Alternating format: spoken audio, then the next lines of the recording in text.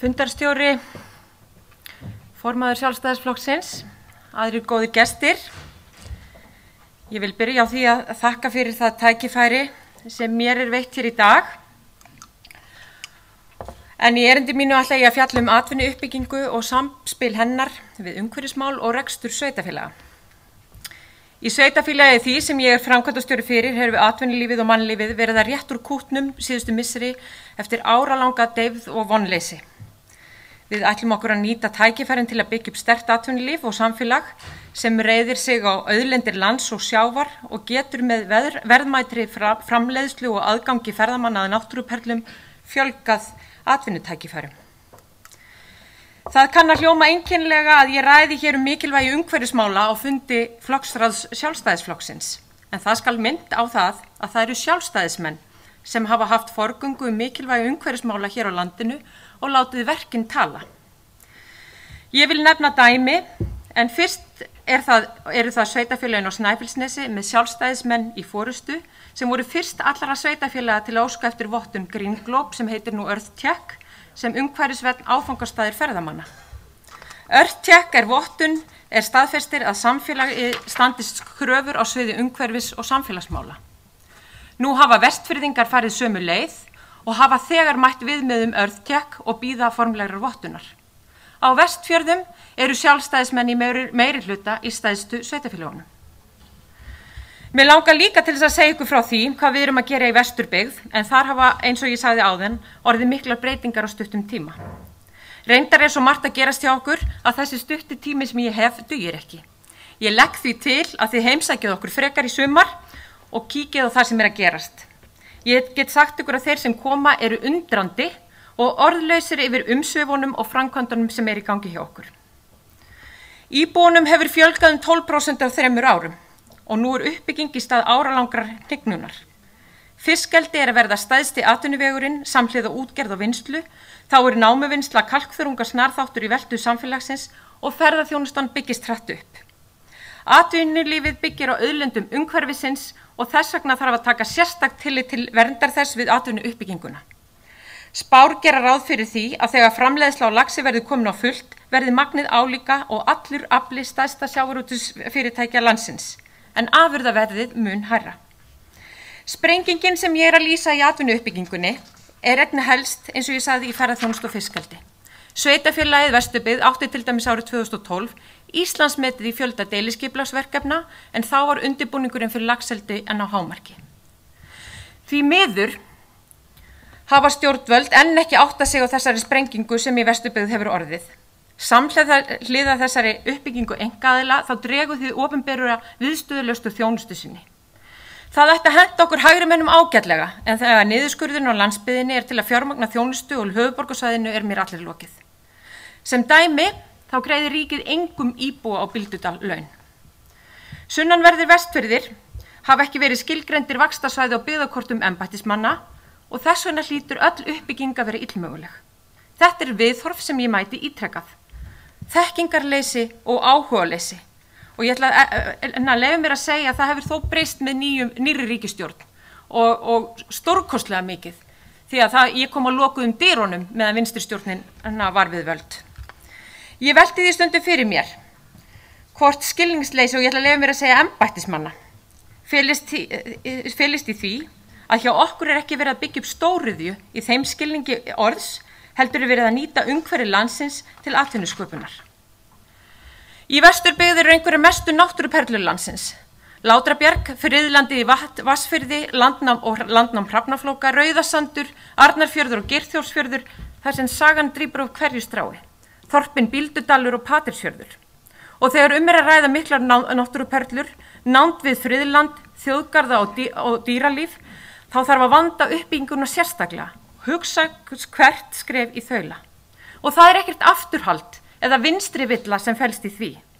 Auðlindirnar þurfa að vera sjálfbærar og það svo auðvelt að eyðileggja mikið með einni vitleysis ákvörðun. Í aðalskipulagi Vesturbyggðar sérstaklega rætt áherslu sveitarfélagsins í umhverfismálum, enda mikil áhersla lögð á umhverfisvitund íbúa. Við byggjum allt okkur á náttúrunni og því sem hún gefur okkur og þurfum því að huga að framtíðinni. Umhverfisvottanir gegna mikilvægu hlutverki til að efla vitund íbúa fyrirtækja. Skólar og smábátahafnir Vesturbyggðar eru með grænfána og bláfánavottun og aðrar stofnanir Vesturbyggðar eru að marka sér umhverfisstefnu. Allt þetta er hluti af ímynd sveitarfélagsins og hvernig það markaðsetur sig sem nútímalegt framsækið sveitarfélag með fjölbreyttu atvinnulífi sem byggir á sjálfbærri þróun. Markaðsetningin er ekki síður mikilvæg gagnvart íbúunum sjálfum og til að efla sjálfsmynd þeirra. Það er svo gaman að vera stoltur á sveitarfélaginu sínu og því sem þar er gert. Þá verða íbúinir enn betri að taka á móti gestum, verða betri framleiðendur og ekki síðast en ekki síst betri sambýlingar. Reynsla mín er sú að bæði íbúar og fyrirtækja vilja hafa umhverfismálin í lagi. Það vill enginn hafa mengandi iðnaðinn inn í miðbæ eða eigendalausan eldisbúnaði allan sjó eins og hefur gerst. Það er heldur ekkit sérstaklega skemmtilegt að vera að jarða fyrir kirkjunu og heyri ekki prestinu vegna láta í hreinsunarbúnaði eða kæliviljum. En sem betur fer vex skilningu fólks og breytingar til batnaðar gerast nú hratt. Skipulagslys geta eyðilagt fallegan bæ og firði og mistökin eru til að læra af þeim. Umhverfisvitund skiptir líka fyrirtækin máli sem í alþjóðlegri samkeppni verðmæta markaði. Ég held að þeir sem stunda veiðar á vinnslu geti staðfest það að miklar breytingar hafa orðið á síðustu árum í markaðsumhverfi þeirra. Meira er lagt upp úr vistvænum línuveiðum, rekjanleiki er orðin skylda og það er betra að hafa MSC-vottun á vörum en ekki og mörg fyrirtæki hafa markað sér umhverfisstefnu.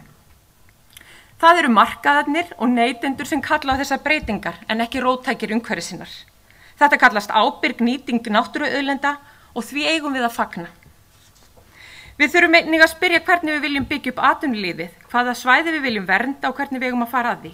Við þá vinnu nýtum við gerð aðal- og deiliskipulags og aðra skipulagsáætlanir, svo sem eins og nýtingaráætlanir, eins og nýverið var staðfest í fyrsta sinn á Íslandi fyrir Arnarfjörð og þá eru sveitarfélagin Vesturbyggð, Ísafjarðarbær og Tálknafjarðarhreppur sem sáum þá gerð.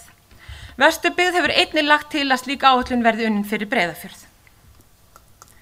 Sveitarfélagið Vesturbyggð bindur miklar vonir við fiskeldi og ferðaþjónustu á Vestfjörðum og það verði arðbærar atvinnugreinar sem auki hagsæld og fjölgi atvinnutækifærum í sveitarfélaginu. Íbúarnir bera allavega þá von í brjósti. Sveitarfélagið leggur upp úr því að bjóða umhverfi sem er hagstætt rekstri þessara fyrirtækja, til dæmis með hóflegri skattheimtu. Komið er á móts við þau fyrirtæki sem að byggja sig upp, til dæmis með tímabundinni lækkun á aflagjaldi og frambúði á bestu lóðunum og athafnasvæðum í sveitarfélaginu. Við reynum þráttur að hafa litla fjármuni. Á móti vill sveitarfélagið sá vandaða uppbyggingu sem í sátt við umhverfið og samfélagið og það gerir ríka kröfu til fyrirtækjana að þau sinni skyldum sínum. Mér langar að nefna ykkur nokkur dæmi uppbygginguna á sunnanverðu Vestfjörðum, en ég get ekki nefnt allt og þess vegna býð ég ykkur aftur í heimsókn. Síðasta vor var glæsilegt Fosshótel á Patreksfirði tekið í notkun og þið sjáum mynd þarna af því. Er hótelið fyrsta heilsárshótelið sem starfrækt á svæðinu og það langstæðsta. Það er gaman að segja frá því og hótelið var fullbókað frá fyrsta degi og góð nýting hefur verið í vetur. Hótelið er í húsi sem var áður var frystihús og síðar sláturhús. Og það er með ólíkindu hversu miklar breytingar hótelið hefur haft í för með sér. Það er ekki bara það að nú er hægt að fá sushi og Cosmopolitan á Patreksfirði, heldur hefur bæjarbragurinn breyst. Andlit þorpsins tók stakkaskiptum og bjartsýni íbúa og stolt hefur vaxið með áberandi hætti. Samhliða hótelinu spratt upp ferðaþjónustu fyrirtæki Westfjords Adventure sem sér ferðir í kringum svæðið. Sveitarfélagið hefur lagt sitt á vogarskálunar við þessa uppbyggingu. Unnið er á ofanflóðavörnum við hótelið sem voru nauðsynlegar enda hótelið á skilgreindu hættusvæði ofanflóða. Sveitarfélagið mat það svo að tekjunar á hótelinu væru mun meiri til framtíðar litið en kostnaðurinn við varnargarðana. Fjarðalax hefur byggt upp glæsilegt laxeldi í Vesturbyggð og Tálknafirði. Hjá fyrirtækinu starfa 40 manns við eldi og vinnslu. Fyrirtækið selur afurðir sínar á high-end markaði í Bandaríkjunum og Evrópu undir formerkjum Arctic Salmon. Og það er ágætt að nefna það að það eru einungis 3 ár síðan þetta fyrirtæki tók til starfa eða byrjaði eldið sitt. Fjarðalax hefur byggt upp á svæðinu fyrir 4 milljarða á síðustu árum og sveitarfélagið hefur að sjálfsögðu tryggt fyrirtækinu lóðir þannig að það geti vaxið og dafnað enn frekar á næstu árum. Á Bíldudal er verið að leggja drög að laxeldi og fiskréttaverksmiðju Arnarlax. Fyrirtækið hefur leyfi fyrir 3.400 tonnum á laxi en er í umsóknarferlum að stækka eldið upp í 10.000 tonn. Fyrirtækið mun setja sína fyrstu kynslóð seiða í sjó í vor. og fyrirtæki ætla sér að byggja 3000 fermetra vinnsluhúsnæði rétt utan við byggðina á Bíldudal og 20.000 fermetra landfyllingu sem sveitarfélagið að fara í á næstunni í samstarfi við Byggðastofnun. Arnarlax ætla sér að vinna fiskrétti sem seldir verða á Evrópumarkað og metur það svo að 150 manns muni vinna við eldið og verksmiðjuna þegar framleiðslan er komin í fullan gang. Það eitt kallar á miklar breytingar á Bíldudal enda íbúafjöldi þar aðeins 180 manns. Fyrirtæki leggur áherslu á að byggja upp sjálfbæran iðnað og hefur það nú þegar hafið ferli við umsóknum umhverfisvottanir á komandi framleiðslu. Þannig að bæði laxeldisfyrirtæki leggja mjög mikla áherslu á umhverfisvænt eldi. Að endingu vil ég nefna Íslenska kalkþörungafélagið sem starfar á Bíldudal og hefur það verið síðan 2007. Fyrirtæki flytur út 55.000 tonn af kalkþörungum sem eru nýttir í lyfjaframleiðslu og áburð. Það veltaði margir fyrir sér þegar talaði að ein stærsta útflutningshöfn landsins sé Bíldudalshöfn og það Hvaur, en þið heyrið þetta, 55.000 tonn, þetta nú all nokkuð. Það sérstaklega vel fylgst með kalkþörunganámunum og það vel vaktaðar enda á námið að vera sjálfbært. Ískalk hryggjarstykkið í atvinnulífinu á Bíldudal þessar myndir og þar starfa 19 manns og ég sem hafnarstjóri segja með glöðu geði að þetta sé stærsti viðskiptavinur minn. Öll vottun þeirra öll framleiðsla ískalk vottuð sem sjálfbær og umhverfisvæn. Og það gaman að segja frá því að lítið fyrirtæki, sprotafyrirtæki afsprengi ískalks en það hafkalk sem þið kannist við sjálfsagt við úr hillunum í apótekinu. Og svona kannski að endingu þá við að vinna því að fá Látrabjarg friðlýst sem þjóðgarð en það mjög aðkallandi til þess að stýra umferð þeirra 30.000 gesta sem heimsækja bjargið ár hvert og alla líkur á þeim muni fjölga á næstu árum. Við hlið þessa öflugur sjávarútvegur, Oddi og Patreksfirði stöndugt fyrirtæki og smábátaútgerðir vaxandi. Og sem hafnarstjóri segi ég við litla vinsældir hér að strandveiðar eru mjög ábatasama fyrir samfélagin. Þegar atvinnuuppbyggingin hröð að sjálfsögðu fjölmörg vandamál sem þarf að leysa. Sveitarfélagið á harða hlaupum í að halda við uppbygginguna með skipulagsvinnu og undirbúningi og ýta eftir stofnunum ríkisins þegar afgreiða á skipulag og leyfisveitingar. En þetta má kalla jákvæða vaxtarverki. Stærsta vandamálið hins vegar hvernig við að hýsa þá sem til Vesturbyggðar flytja. Lágt húsnæðisverðið kostur en jafnframt galli. Fasteignamarkaðurinn líflegur en ekkert hús hefur byggt síðastliðin 30 ár. Og enn við ekki nálægt skurðpunktur húsnæðisverð og byggingakostnaðar. Húsnæðisvandinn staðreynd, sérstaklega á Bíldudal þar sem mikill fjöldi húsa og Ólafshús. Okkur vantar ekki litlar íbúðir, okkur vantar 100-200 fermetra húsnæði. Við viljum engar gámabyggðir hér takk, við viljum framtíðaríbúa. Það það að sjálfsögðu neikvæði þáttur hraðrar atvinnuuppbyggingar að nýju fyrirtækin eru öll með yfirstjórn í Reykjavík. Þannig verður sveitarfélagið að 10-20 milljónum í útsvarstekjur ár hvert. Það mjög mikið þegar nýframkvæmdafé Vesturbyggðar 80 milljónir árlega. Þessu erfitt að breyta þegar atvinnutæki fyrir háskólamennta fólk og landsbyggðin eru fá og niðurskurður í opinberri þjónustu mikill. Það veldur óöryggi. Það ástæðan fyrir því að konur vilja síður sækja út á land. Ég hvet fulltrúa ríkisstjórnarinnar til að opna á þann möguleika að starfsfólk ríkisstofnana getið unnið störf sín víðar land en ekki bara við Arnarhól. Ágætu fundarmenn. Vesturbyggð hefur kosið að horfa til umhverfisverndar og sjálfbærrar þróunar í framtíðarsinni eins og ég hef lýst til í dag og fyrirtækin sem nýta auðlindir svæðisins fylgja með. Allt þetta hluti af ímynd sveitarfélagsins. Þetta ekki vinstrigræn hugsun, heldur markaðsdrifin hugsun sem miðar að því að auka tekjur, verðmæti afurða en leið að tryggja þau verðmæti sem liggja í fjárfestingunni sem ekki hugsuð til einnar nætur. Það því hægri sinni hugsun að huga umhverfismálum eins og kemur í landsfundarsamþykkt flokksins.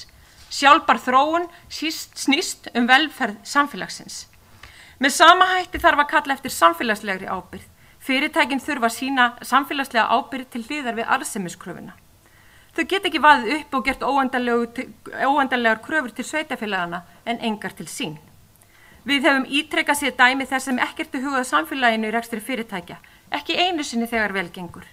Svo eru önnur fyrirtæki sem gera allt fyrir samfélagið. En það eru oftar en ekki þau sem eiga fastar rætur í samfélaginu þar sem stjórnendur skilja hjartsláttin.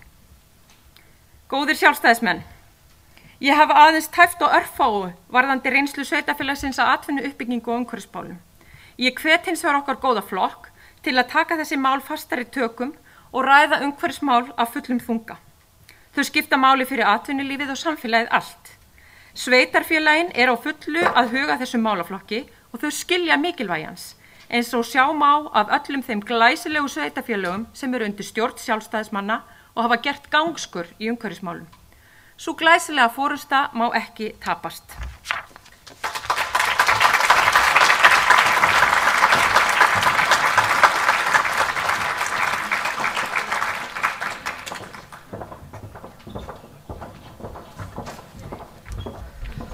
Ég þakka Ásthildi kærlega fyrir sköruglega flutt erindi afar brýn málefni og það með ólíkindum hversu mikil umsvifin eru að aukast á suðursvæði Vestfjarða og meira segja Ísafjarðarsvæðið þrátt fyrir eiginlega algjöran skort á samgöngum á milli þessara svæða að verða vart við þessu umsvif og kallað eftir starfskröftum frá Ísafirði til að vinna á suðursvæði Vestfjarða sem vel. En ég var nú að hugsa að það verður nú auðvelt eftir kosningar ef að Sjálfstæðisflokki gengur vel í Stykkishólmi, þá verður nú mjög auðvelt að ráða málum Breiðafjarðar. Þegar pabbi hinum megin við fjörðinn, stýrir þessu bara. En Ásthildur fædd og uppalin í Stykkishólmi og það eftir því tekið hversu skörulega hún hefur tekið á málum í Vesturbyggð. En þá nú enn eitt strikið þvert yfir landið og nú á Suðurlandið og röðin komin að Selfossi og Eyþór Arnalds, fráfarandi oddviti sjálfstæðismanna í Árborg, tekur nú við og fjallar ábyrgð í opinberum rekstri. Gjörðu svo vel.